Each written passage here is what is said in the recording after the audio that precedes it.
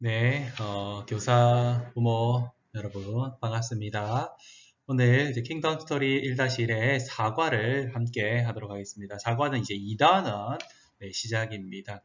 2단원은 하나님 나라를 망친 사람들이 어떤 사람들인가 이런 내용들의 것을 다루고 있습니다.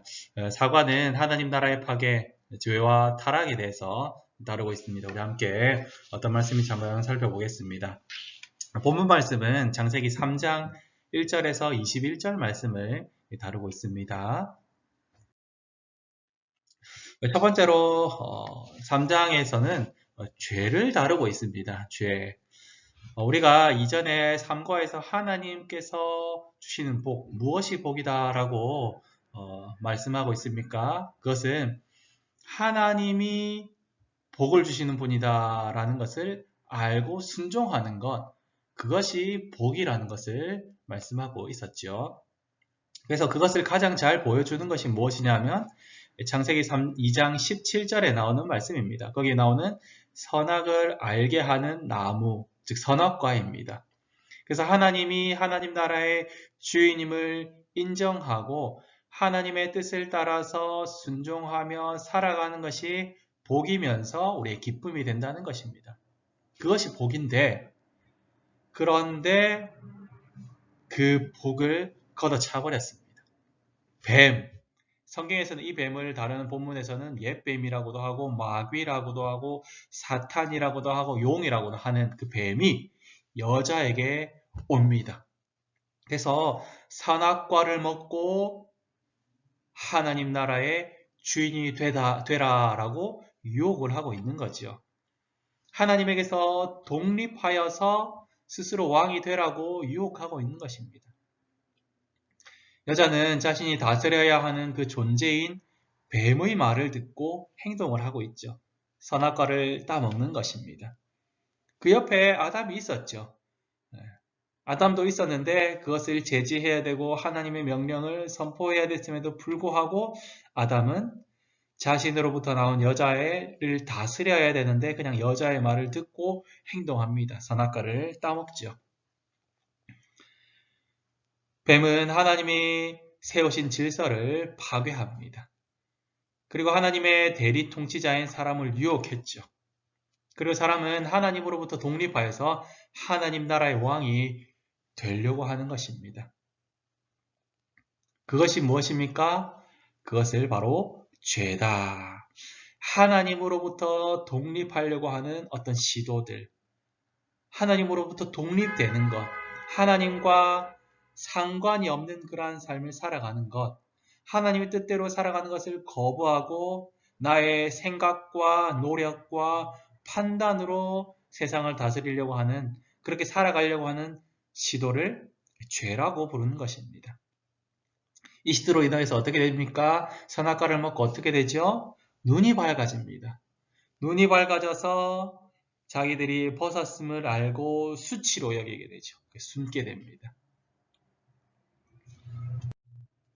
그렇게 해서 어떻게 됩니까? 하나님으로부터 독립하려고 했던 그러한 인간의 독립은 하나님 나라의 파괴를 가져다 주었습니다. 그래서 두 번째는 타락, 인간의 죄로 파괴된 하나님의 나라를 다루고 있습니다. 하나님으로부터 독립하려고 한 사람들의 죄로 인해서 하나님 나라가 타락했습니다. 하나님이 세우신 질서가 완전히 깨져버렸죠. 하나님, 그리고 남자, 여자, 그리고 피조물 이렇게 하나님께서 세워놓으신 질서가 바로 거꾸로 바뀌었지요.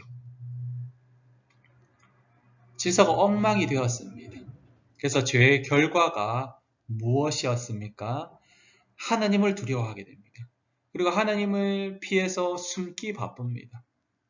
서로서로 사랑하고 아껴주고 이해하고 섬기는 그러한 마음이 아니라 서로 지배하고 소유하려고 하는 것입니다. 창조 세계도 이 사람들의 죄로 인하여서 고통과 신음을 하게 됩니다. 특별히 땅이 저주를 받았다고 창세기 3장에서는 분명하게 기록하고 있습니다. 땅이 저주를 받았다. 이 땅이 저주를 받았다는 것은 아주 많은 성경 속에서 많은 의미를 포함하고 있습니다. 죄로 인하여서 하나님께서 벌을 주시죠. 제일 먼저 뱀에게, 그리고 여자에게, 아담에게 각각 벌을 주십니다. 벌이라는 게 뭐죠? 벌이라는 것은 저주를 말하죠. 하나님께서 내리신 벌이잖아요. 하나님의 저주입니다. 하나님의 저주. 이 저주로부터 우리가 벗어날 수 없는 인생을 이제 살아가게 되었다는 것입니다. 그렇다면 우리는 어떻게 되겠습니까? 우리는 많은 이 저주를 벗어나기 위해서 수많은 노력들을 하고 살아가죠. 그런데 절대 벗어날 수가 없습니다. 저주를 벗어나는 방법, 우리의 노력일까요? 그렇지 않습니다. 우리는 오히려 하나님께서 주신 이 저주를 벗어나지 못하고 또 우리의 죄로 말미암아 고통 속에서 죽음을 맞이하게 되는 그러한 삶을 살아가게 됩니다. 아무 희망이 없습니다. 어떻게 하면 저주를 벗어날 수 있을까? 그러한 것을 너무나 많은 사람들이 고민하고 생각하고 그래서 이렇게 하면 된다, 저렇게 하면 된다, 수많은 노력들을 합니다. 그렇게 노력들을 하면 벗어날 수 있습니까? 그렇지 않다는 것입니다. 그래서 하나님은 저주를 벗어날 수 있는 길을 우리에게 가르쳐 주셨습니다. 세 번째로 구원의 길이죠. 하나님 나라를 회복시키시는 그 하나님입니다.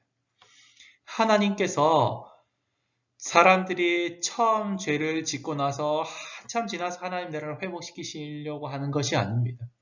하나님 나라의 회복을 바로 그 자리에서 그 즉시 하나님께서 회복을 시키시는 계획을 사람들에게 가르쳐주고 있다는 것입니다. 저주를 벗어날 수 있는 길이 무엇인가? 하나님의 저주를 벗어날 수 있는 길이 무엇인가? 나는 저주를 받기 싫어 라고 거부를 하고 저주를 피해 다니고 그렇게 하면 벗어날 수 있는가? 그렇지 않다는 것입니다. 성경은 바로 이 저주를 하나님께서 주신 것임을 알고 그것을 받고 그 저주를 하나님께서 주신 것임을 알고 순종하고 하나님을 바라보는 길, 그것을 바로 저주에서 벗어날 수 있는 길이다.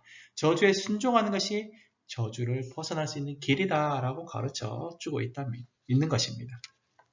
이 저주를 계속 거부하면 저주는 그대로 계속 남아 있습니다. 저주 그대로 남아 있는 것입니다.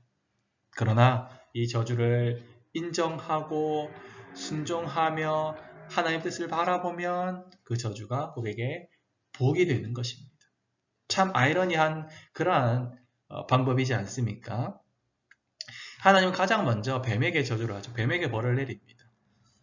뱀에게 한 저주가 무엇입니까? 너는 평생 땅을 벗삼으며 흙을 먹으면서 살 것이다. 땅이 저주를 받는데 너는 그 저주의 상태로 계속해서 있고 너는 완전히 멸망할 것이다 라는 것을 보여주는 것이죠. 그리고 여자의 후손과 뱀의 후손의 싸움, 적개심 이런 것을 보여주고 있습니다. 그런데 이 뱀에게 한 저주가 어떻게 됩니까? 우리가 너무나 잘 아는 창세기 3장 15절 말씀이죠. 원시복음이 되었습니다. 여자의 후손과 뱀의 후손의 적개심은 여자의 후손이 최후의 승리를 하게 된다라는 것을 담고 있는 것입니다.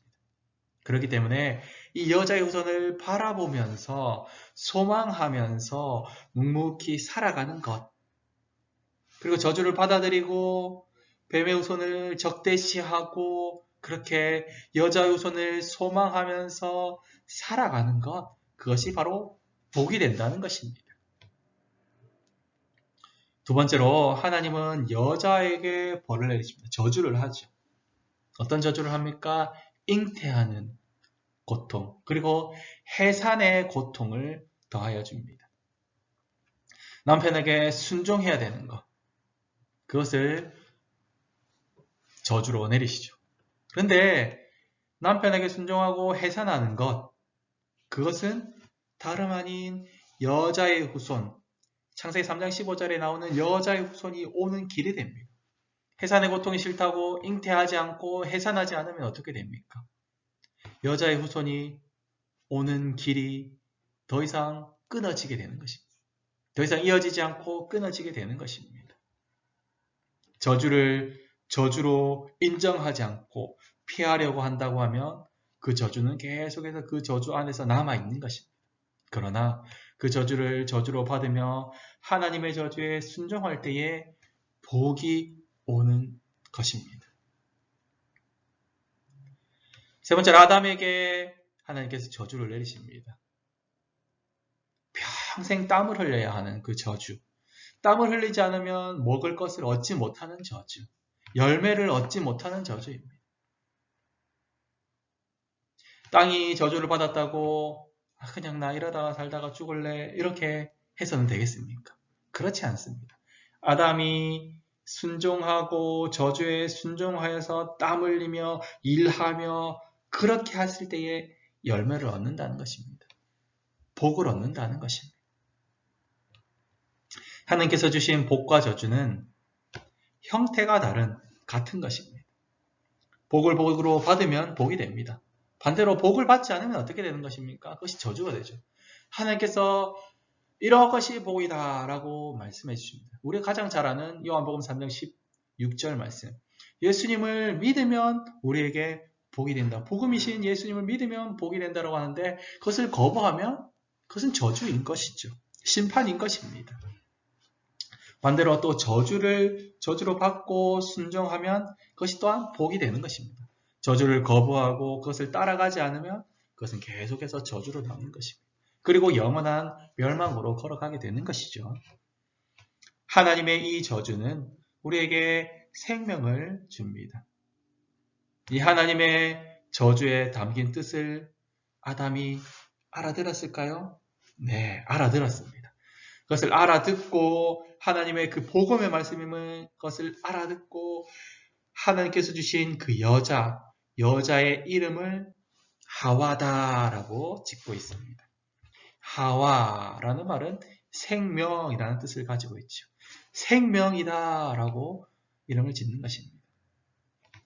이제 죽음이 이들에게 있을 것인데, 이제 하나님의 심판이 있을 것인데, 이제 하나님께서 우리가 거역해서 우리는 죽을 것인데, 그럼에도 불구하고 여자 이름을 생명이다라고 부르는 것입니다. 이 하나님의 저주가 반드시 하나님께서 완성시키실 것이고 우리에게 복을 주실 것이다라는 것을 알고 이렇게 했다는 것입니다. 아담은 어렴풋이 알았겠죠. 그러나 이 하나님의 저주는 우리가 알죠. 어떻게 됩니까? 이 하나님의 저주에 순종했던 그 역사들 성경에 잘 기록되어 있지 않습니까?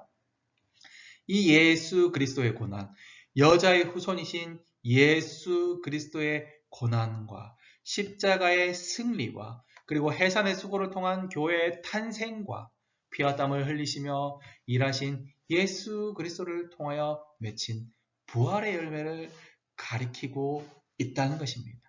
그것을 이 창세기 3장에 담고 있습니다. 이 저주에 담고 있다는 것입니다. 이야, 너무나 대단하지 않습니까? 사랑하는 교사, 부모님, 여러분, 우리는 어떻게 살아가고 있습니까? 내 힘으로, 내 뜻대로 내가 가지고 있는 어떤 가치관을 따라서 살아가려고 애를 쓰고 있습니까? 그리고 우리 아이들을 그렇게 가르치려고 세상이 추구하는 것을 따라서 살아가도록 그렇게 가르치고 있습니까? 아니면 나의 힘이 아닌 하나님 나라의 왕, 하나님의 뜻을 알고 그 뜻을 따라가려고 살아가려고 애를 쓰고 있습니까? 그리고 우리 자녀에게도 그렇게 가르치려고 애를 쓰고 하고 있습니까? 하나님은 우리를 버려두시는 분이 아니십니다. 자, 우리 한번 사과를 정리해 보도록 하겠습니다. 자, 하나님으로부터의 독립은 무엇입니까? 그것은 죄와 타락으로 가는 지름길입니다. 우리가 독립이 좋은 것이 많죠. 그러나 하나님으로부터 독립되는 것은 죄와 타락으로 가는 지름길임을 우리가 알아야 합니다. 그리고 우리가 하나님의 뜻을 알고 그 뜻에 순종하는 길, 그것은 좁은 길이지만 생명길임을 알아야 할 것입니다. 하나님 우리를 유기하시는 분이 아니십니다. 하나님은 우리를 너무나 잘 아시고 우리의 삶을 아시고 고통을 아시고 죄로 인한 비참함도 너무나 잘 아시는 그런 하나님이십니다. 그래서 우리가 그 저주를 저주로 받아들이는 자에게 복을 주신다 약속하십니다. 그렇기에 우리를 지키시고 보호하시려고 처음부터 복음을 주셨고 그렇기에 우리의 수치를 가려주시려고 가죽옷을 지어 입히시는 분, 그분이 바로 하나님 나라의 왕이시며 우리의 아버지가 되시는 그 하나님이십니다. 그리고 우리를 너무나 사랑하시기에 그 뜻을 완성하셔서 우리를 구원하시기 위하여서 독생자 예수 그리스도를 우리의 죄와 비참함과 그런 모든 것들을 대신해서 받으시면서 하나님의 저주를 받게 하셨습니다.